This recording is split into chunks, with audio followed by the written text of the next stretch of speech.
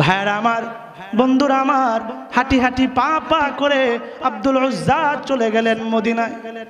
মদিনায় আসহাবে সুফফার ভিতরে পয়গম্বর সাহাবীদেরকে ঈমানের তালিম দিতেছিলেন, আমলের তালিম দিতেছিলেন। আব্দুল উজ্জা যেই মাত্র আসহাবে সুফফার ভিতরে ঢুইকা পয়গম্বর আরবি জনাবে মুহাম্মদুর রাসূলুল্লাহ সাল্লাল্লাহু আলাইহি সাল্লামের নূরানী চেহারার দিকে তার দৃষ্টি যায় পড়ছে, আব্দুল উজ্জা পাগল হয়ে গেছে। ডাক দিয়া বলতেছেন, মনে মনে আরশে আজিমের মালিককে ডাক দিয়া বলতেছেন, আরশে আজিমের মালিক, আমার কাপড় নাই, আমার চাদর নাই, আমার চুপড় নাই, কিচ্ছু নাই, সবগুলা হারাইছি, কিন্তু আমি আমায় পাইছি, আমি আমার নবীরে পাইছি, আমার আর কিচ্ছু দরকার নাই। অপলক নেত্রে নবী মুহাম্মদুর রাসূলুল্লাহ চেহারার দিকে তাকায় আছে, ফেল ফেল করে তাকায় আছে। এখনো পর্যন্ত পয়গম্বরের চোখ আব্দুল উজ্জার দিকে পড়ে নাই। হঠাৎ কইরা আব্দুল উজ্জার দিকে যখন পয়গম্বর তাকাইছে, এইবার পয়গম্বর দিলের ভিতরে মা লেগে গেছে, কারণ আল্লাহ পাক তো পয়গম্বরের দিলটাকে বড় দয়া দিয়া বানাইছেন। পয়গম্বর যখন দেখলেন একটা যুবক আসহাবে সুফফার পাশেই দাঁড়ানো, চুলগুলো এলোমেলো, চোখগুলো ভিতরে চলে গেছে, যেন অনেক দিন হয়ে গেছে খানা খায় না, কাপড় নাই, চোপড় নাই, এমন একটা যুবককে যখন পয়গম্বর দেখেছেন, সঙ্গে সঙ্গে পয়গম্বর আর তার আসনে বসে থাকতে পারলেন না, উইঠা চলে গেলেন ওই যুবকের কাছে। যা বললেন, যুবক, কি তোমার নাম, কি তোমার পরিচয়, তোমার এই অবস্থা কেন, কয়দিন হইল মনে হয় তুমি খানা দানা করো না। এইবার আব্দুল উজ্জা দুইটা চোখের পানি ছাইরা দিয়া পয়গম্বরকে ডাক দেয়া বলেন, পয়গম্বর, ঈমান আনার অপরাধে আমার চাচা আমার কাছে যত সম্পদ ছিল সবগুলা নিয়ে নিছে, এমনকি আমার লুঙ্গিটা পর্যন্ত আমার দেয় না। ও পয়গম্বর, সব ছাড়ছি কিন্তু ঈমান ছাড়ি না। আজকে যেহেতু সুযোগ এসেছে, আজকে বলেই ফেলি। চাচা বলে, বাতিজা কি হয়েছে খুলিয়া বলো। বাতিজা ডাক দেয়া বলে, ও চাচা, আপনার কাছে আমার একটা প্রশ্ন হলো, এই যে মদিনার জমিনের ভিতরে, আরবের জমিনের ভিতরে একজনের নাম শোনা যায় মুহাম্মদ, আব্দুল্লাহর বেটা মুহাম্মদ, এই মুহাম্মদ সম্পর্কে তোমার অভিমত কি? এই মুহাম্মদ কেমন লোক? একটু চাচা তুমি একটু বলো না। চাচা এবার ডাক দেয়া বলে, বাতিজা, যেই মানুষটার নাম নিয়েছ, এই মানুষটার সম্পর্কে আমি আর কি বলবো। আসমানের নিচে জমিনের উপরে এই মুহাম্মদের চাইতে উত্তম ভালো মানুষ আর একটাও আল্লাহ বানায় না। যাদের দিলের ভিতরে আল্লাহর নবীর মহব্বত আছে, ও আমার ভাইরা, মনোযোগ দিয়া কথাগুলা শুনবেন, দিলের কান দিয়া শুনবেন। রাসূলের মহব্বত যাদের আছে, এখন যদি উল্টা পাল্টা করেন, রাসূলের শানে কিন্তু বেয়াদবি হয়ে যাবে। এটা কিন্তু আল্লাহর রাসূল বরদাস্ত করলেও আল্লাহ পাক কিন্তু বরদাস্ত করবেন না। আল্লাহর নবীর সম্পর্কে যখন বাতিজা চাচার কাছে জিজ্ঞাসা করেছে, এইবার চাচা বলতেছেন, বাতিজারে, আসমানের নিচে জমিনের বুকে মুহাম্মদের চাইতে ভালো মানুষ আল্লাহ পাক একটাও উত্তম করে বানায় নাই। এইবার বাতিজা বলে, তাই নাকি? ও চাচা, যদি মুহাম্মদ এত সুন্দর উত্তম চরিত্রের লোকই হয়, এই মুহাম্মদ যে একটা কালেমার দাওয়াত দেয়, একটা ভালো কথার দাওয়াত দেয়, এইটা তুমি চাচা কেন মানো না? এইবার চাচা বলতেছে, ভাতিজা, মুহাম্মদ ভালো মানুষ এটা এক জিনিস, মুহাম্মদের ধর্ম মানা এটা আরেক জিনিস। এর মানে হইল আমি মুসলমান হব না, ওর কালেমা মানব না। বাতিজা যখন এই কথা শুনেছে, এইবার বাতিজা প্লেট থেকে খানা সরাইয়া লাভ দিয়া দাঁড়ায় বলে, চাচা যান, এতদিন পর্যন্ত আপনার অপেক্ষায় ছিলাম, আপনার অভিমত যদি মুহাম্মদ সম্পর্কে এইরূপ হয়, মুহাম্মদ ভালো মানুষ, মুহাম্মদের কালেমাও যদি ভালো হয়, তাহলে চাচা শুনিয়া রাখুন, আমি আজকে আপনাকে সাক্ষী রেখে বলে দিলাম, আমি এই মুহূর্তে কালেমা পড়ে মুসলমান হয়ে মুহাম্মদী ধর্মের অন্তর্ভুক্ত হয়ে গেলাম। চাচা ডাক দিয়া বলে, এত বড় সাহস, আমারটা খায় আমারটা পয়রা, আমার সামনে আমার পারমিশন ছাড়া, আমার অনুমতি ছাড়া মুহাম্মদের কালেমা পয়রা নিলা, আমার বাপ দাদার ধর্মের চুলকানি লাগায় দিলা। এত বড় সাহস, এত বড় দুঃসাহস। যদি তোমার সাহস এমনই হয়, তুমি যদি মুহাম্মদের কালেমাকে পছন্দ করো, মুহাম্মদের ধর্মের ভিতরে যদি তুমি থাকতে চাও, তাহলে বাতিজা এতদিন পর্যন্ত আমার পক্ষ থেকে যত সম্পদ আমি তোমাকে দিয়েছি, এই মুহূর্তে সবগুলা সম্পদ আমারে বুঝায় দেয়া দাও। এইবার বাতিজা পড়ছে বিপাকে, সব কিছু এক এক করে বুঝায় দিতেছে। সর্বশেষ গায়ের ভিতরে যত জামা ছিল সব জামাগুলাও খুলিয়া চাচার কাছে দিয়া দিস। এইবার বলতেছে, চাচা যান, আমার কাছে আপনার যত সম্পদ ছিল সব কিছুই তো দিয়ে দিলাম, এখনো পর্যন্ত কিছু মনে হয় আর বাকি নাই। চাচা ডাক দিয়া বলে, বাতিজা না না না, এখনো পর্যন্ত আমার সবগুলা সম্পদ তুমি দেও নাই। বলে, চাচা কি রয়েছে? বলে, ওই যে তোমার পরনের ভিতরে একটা লুঙ্গি দেখা যায়, ওইটাও তো আমার টাকার কিনা, ওইটা দেয়া দাও। এইবার আল্লাহর বান্দা বাতিজা চক্ষু দুইটা বন্ধ কইরা চাচাকে ডাক দিয়া বলে, চাচা যান, এইটা আমার লুঙ্গি, এর মাধ্যমে আমি আমার লজ্জা ডাকিয়া রেখেছি। ও চাচা, লুঙ্গিটা কি না নিলে হয় না? লুঙ্গি যদি আপনি নিয়ে নেন, আমার লজ্জা বের হয়ে যাবে, সমস্ত মানুষ আমাকে খারাপ বলবে, আমাকে সিসি দিবে, আমাকে থুতু দিবে। ও চাচা, একটু মেহেরবানি কইরা এইটা কি মাপ দেওয়া যায় না? এইবার চাচা ডাক দিয়া বলেন, বাতিজা, এতই যদি লুঙ্গির তোমার মহাব্বত হয়, এতই যদি লজ্জার ভয় পাও, তাহলে মুহাম্মদের ধর্ম ছাইরা দাও।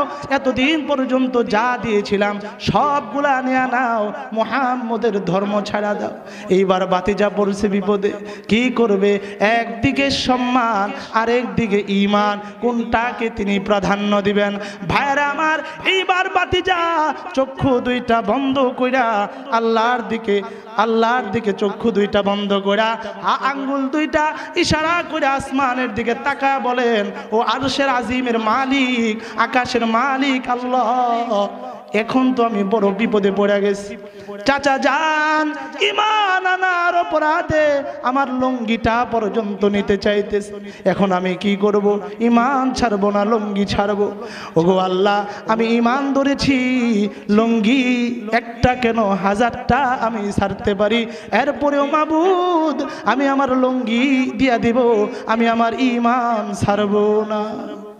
ভাইরা আমার, বন্ধুরা আমার, এইবার বাতিজা লুঙ্গিটাকে এক হাতে দৌড়া টান দিয়া চাচার হাতে দিয়া লুঙ্গিটাকে দিয়া এইবার বাতিজায় পড়ছে বিপাকে। কোন দিকে যাবে? সমস্ত চতুর্দিক থেকে মানুষেরা তাকে থুতু দিতেছিল, তাকে নাপাক বলতেছিল, খারাপ বলতেছিল। বাতিজার মনের ভিতরে বড় ব্যথা। আল্লাহর কাছে ডাক দিয়া বলেন, মাবুদ রে, তুমি তো জানো আমার বাবা নাই, আমার মা নাই, আজকে যদি আমার বাবা থাকতো তাহলে আমি আমার বাবার কাছে যাইতাম, বাবাকে ডাক দিয়া বলতাম, বাবা গো, চাচা যান আমার ঈমান আনার অপরাধে লুঙ্গিটা পর্যন্ত নিয়ে আনিছে, ও বাবা তুমি আমার একটা লুঙ্গি কিনা দাও। বাবা আমাকে বিদায় দিতে পারতো না, আজকে তো আমার বাবা নাই, আমি কার কাছে যাব? আমার তো মাও নাই, মার কাছে যাব। ও আল্লাহ, আজকে আমি নিরুপায় হইয়া আমি আমার সৎ মার কাছে যাব, সৎ মার কাছে গেলে হয়তো একটা ব্যবস্থা হবে। এইবার বাতিজা দৌড় দিয়া চলে গেছে সৎ মার কাছে, যায় মা মা কইয়া ডাক দিছে। মা ভিতর থেকে বৃদ্ধ মানুষ দৌড়ায় আসছে, দরজা খোলা, পর্দা সরায়া দেখে যুবক পোলা আব্দুল উজ্জা উলঙ্গ, তার সমস্ত লজ্জাগুলা দেখা যায়। সঙ্গে সঙ্গে সৎ মা চোখের ভিতরে ধইরা বলতেছেন, ও বাবা, এই মুহূর্তে তুমি কেন আসছো আর তোমার এই অবস্থা কেন? বাতিজা ডাক দিয়ে বলতেছেন, আব্দুল উজ্জা ডাক দিয়ে বলেন, মা, ঈমান আনার অপরাধে চাচা আমার যত সম্পদ ছিল সব নিয়ে নিছে, শেষ পর্যন্ত আমার লুঙ্গিটা পর্যন্ত দেয় নাই। মারে তোমার কাছে এসেছি, একটা কাপড়ের ব্যবস্থা হবে নাকি? সৎমা ডাক দিয়ে বলে, বাবা তুমি তো জানো তোমার বাবা দীর্ঘদিন হইল দুনিয়ার থেকে বিদায় নিয়েছে, মৃত্যুর সময় কোনো কিছু রেখে যায় নাই। আমি মানুষের বাড়িতে কাজ করে করে খাবারের ব্যবস্থা করি। ও বাবা তোমার কাপড়ের ব্যবস্থা আমি কোত্থেকে করব? তবে যেহেতু এসেছো দাঁড়াও বাবা, আমি দেখি ঘরের ভিতরে তালাশ করে কোনো কাপড় পাওয়া যায় নাকি। এইবার মা ঘরের ভিতরে চলে গেছে, সারা ঘর তন্ন তন্ন কইরা খুঁজা একটা কম্বল ছিল, ওই কম্বলটাই মার সম্পদ ছিল। কম্বল নিয়া দৌড়ায় আসছে, বলতেছে বাবা এই যে দেখো একটা কম্বল, এটাই আমার সম্বল, এই কম্বল ছাড়া বাবা আমার ঘরের ভিতরে কোনো সম্পদ নাই। বাবা তোমাকে যদি এটা দিয়া দে আমি চলবো কি করে? এইবার সন্তান বলতেছে মা পুরা কম্বল আমার লাগবে না, তোমার ওই কম্বল থেকে আধাটা কম্বল আমারে দাও, আর আধাটা কম্বল তোমার ঘরের ভিতরে তুমি রাইখা দাও, কিছুটা হইলেও তো লজ্জা ডাকা যাবে, না হলে তো আজকে মা মানুষের থুতুর টন্ডবে আমি আর বাঁচতে পারবো না। মা আমি তোমার কাছে থাকবো না, আমি নিয়ত করেছি আমার এলাকা ছাইরা আমি চইলা যাব ইয়তীম নবী মুহাম্মদের দরবারে। মারে আমি আর এলাকায় থাকবো না। এইবার মা কম্বলটাকে ভাগ করলেন, আধাটা কম্বল নিজের কাছে রাখলেন, বাকিটা কম্বল আব্দুল উজ্জাকে দিয়ে দিলেন। এইবার আব্দুল উজ্জা ওই আধাটা কম্বল দিয়া নিজের লজ্জাটাকে ঢাকলেন। এখনো পর্যন্ত লজ্জা ঢাকা যায় না, একটু খালি থাকে এই জায়গাটা, যে জায়গায় আব্দুল উজ্জার খালি থাকে কম্বলটাকে কাঁচায় কাঁচায়া এটা রানের কাছে নিয়ে আসলেন, এক হাত দিয়া কম্বল ধরে রাখলেন, কম্বল ধরে সাইরা দিলে লজ্জা খুলা যায়। আব্দুল উজ্জা বড় বিপদে পড়ে গেলেন, হাতে খাবার নাই, হাতে কোনো যানবাহন নাই, মদিনায় যাবেন কেমনে যাবেন? কোনো অনেক দূরের রাস্তা, কিভাবে যাবেন? হাঁটি হাঁটি পা পা করে আল্লাহর উপর ভরসা করে আব্দুল উজ্জা মদিনার দিকে রওনা হয়ে গেলেন। এইবার মাকে লক্ষ্য করেন, মা বিদায় দে রে মা, বিদায় দে, চলে যাচ্ছি ইয়তীম নবী মুহাম্মদের দরবারে। ভাইরা আমার, বন্ধুরা আমার, হাঁটি হাঁটি পা পা করে আব্দুল উজ্জা চলে গেলেন মদিনায়। মদিনায় আসহাবে সুফফার ভিতরে পয়গম্বর সাহাবীদেরকে ঈমানের তালিম দিতেছিলেন, আমলের তালিম দিতেছিলেন।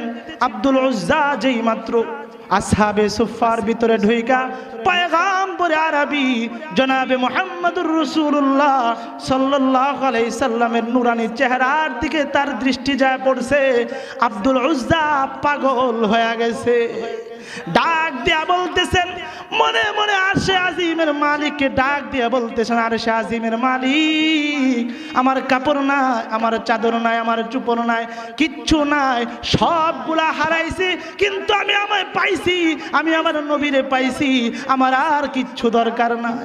অপলক নেত্রে নবী মুহাম্মদুর রাসূলুল্লাহ চেহারার দিকে তাকায় আছে, ফেল ফেল করে তাকায় আছে।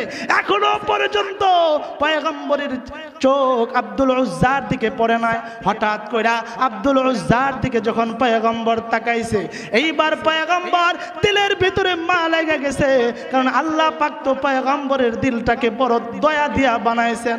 পয়গম্বর যখন দেখলেন একটা যুবক আসহাবে সুফফার পাশেই দাঁড়ানো, চুলগুলো এলোমেলো, চোখগুলো ভিতরে চলে গেছে, যেন অনেক দিন হয়ে গেছে খানা খায় না, কাপড় নাই, চোপড় নাই, এমন একটা যুবককে যখন পয়গম্বর দেখেছেন, সঙ্গে সঙ্গে পয়গম্বর আর তার আসনে বৈশা থাকতে পারলেন না, ওইটা চলে গেলেন ওই যুবকের কাছে, যা বললেন যুবক কি তোমার নাম কি, তোমার পরিচয়, তোমার এই অবস্থা কেন, কয়েকদিন হইল মনে হয় তুমি খানা দানা করো না।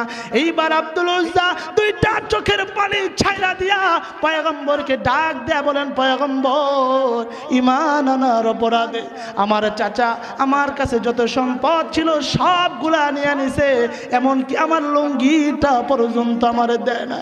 ওগো পয়গম্বর সব ছাড়ছি কিন্তু ঈমান ছাড়ি না। ওগো পয়গম্বর, আপনার কাছে এসেছি সব কিছু ছাড়া, আপনি বলেন তো আমাকেও কি আপনি বিদায় দেয়া দিবেন? আপনি যদি আপনার দরবার থেকে আমারে তাড়া দেন, পয়গম্বর বলেন আমি কোথায় যাব? পয়গম্বর আপনি আমারে বিদায় দিয়েন না, আমার কিচ্ছু নাই, মা নাই, বাবা নাই, সব হারায়া আমি আপনার দরবারে এসেছি, আপনার দরবারে একটু আমাকে মাথা গুজার জায়গা করে দেন, বাকি জিন্দেগি আমি পয়গম্বর আপনার খেদমত করে করে দুনিয়ার থেকে বিদায় হয়ে যাব।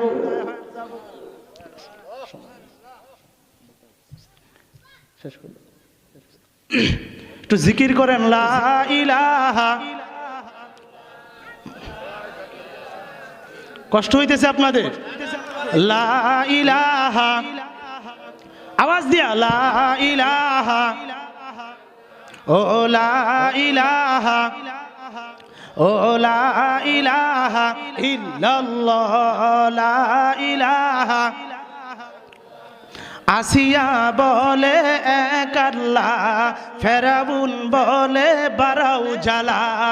আসিয়া বলে এক আল্লাহ, ফেরাউন বলে বারাউ জালা।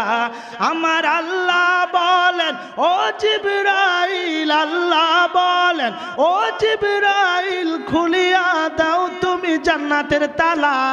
লা ইলাহা, জুড়ে জুড়ে লা ইলাহা, ও লা ইলাহা, ও লা ইলাহা। ও বেলাল বলে এক আল্লাহ, বেলাল বলে এক আল্লাহ। উমায়া বলে বারাউ জালা, বেলাল বলে এক আল্লাহ।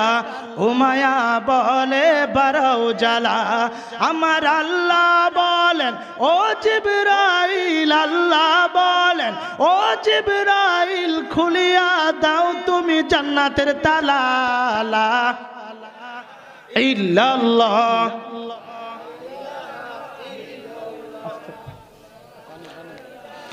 ইল্লাল্লাহ, লা ইলাহা, লা ইলাহা।